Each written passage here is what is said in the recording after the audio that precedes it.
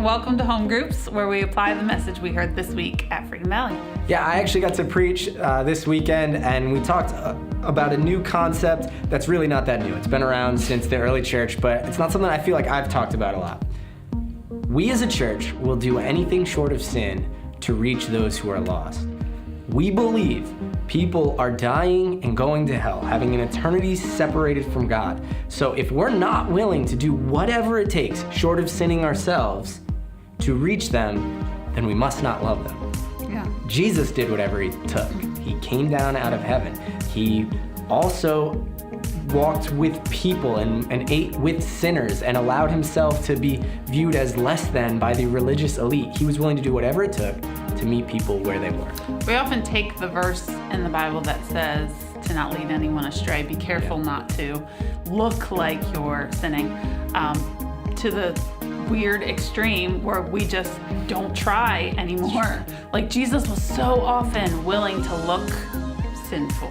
Not that he was sinning. Not that he ever was, but he was willing to be around people that sinned. He was with the woman at the well, even though that was like a weird cultural thing. Really was. He spoke into those moments, took leadership of them, went in and changed them instead of just abstaining altogether. Yeah.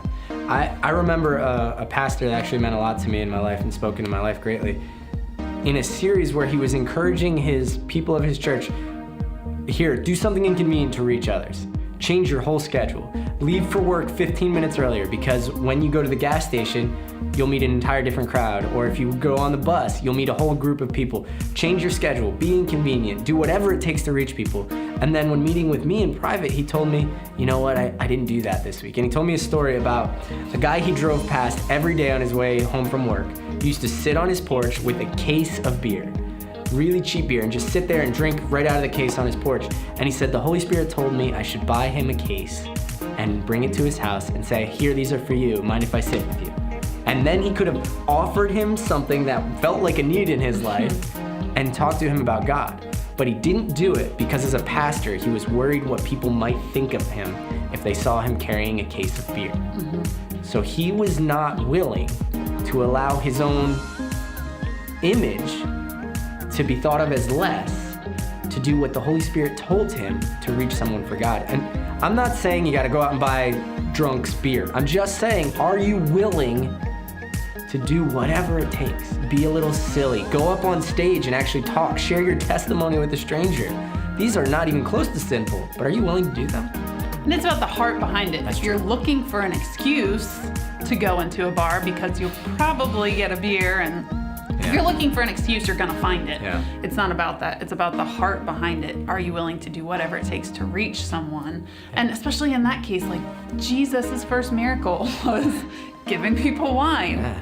He met people. the need in that scenario.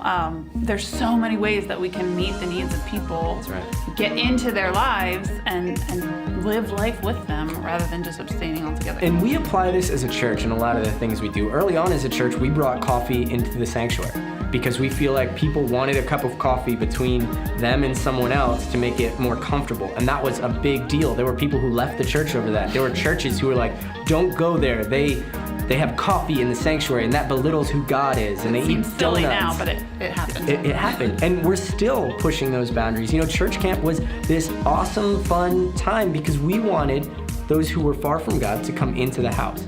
And because of that, some people didn't feel like that was the appropriate way to honor God. But we feel as a church that the appropriate way to honor God is to get people saved by any means necessary, short of sin. And I don't think we sinned any week.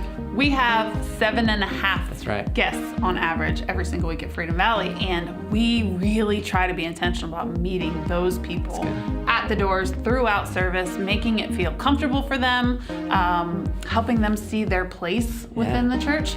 And it's not all about that person that has been a Christian for 20 years anymore. They should be out there getting their own spiritual meals in the Word themselves daily, have those spiritual disciplines in their life. The weekend is about seeing people come to know Jesus. And you guys, you're in home groups. You know, you're starting to get this, that in church we're reaching those who are far from God, and then in our home groups we're getting closer to God together, and in our daily lives we're praying and reading the Bible and growing in our faith. I think we need to, as a church, work that into our conversation all the time. Talk about how we're growing, be willing to share our testimonies, and also in our personal lives, at work, in our commutes, be willing to reach people by any means necessary. Anything short of sin. That's right. So have a great conversation talking about how you're going to reach others and how you can talk more about what God's doing in your life. Yeah. Have a great conversation, guys. We'll see you next week.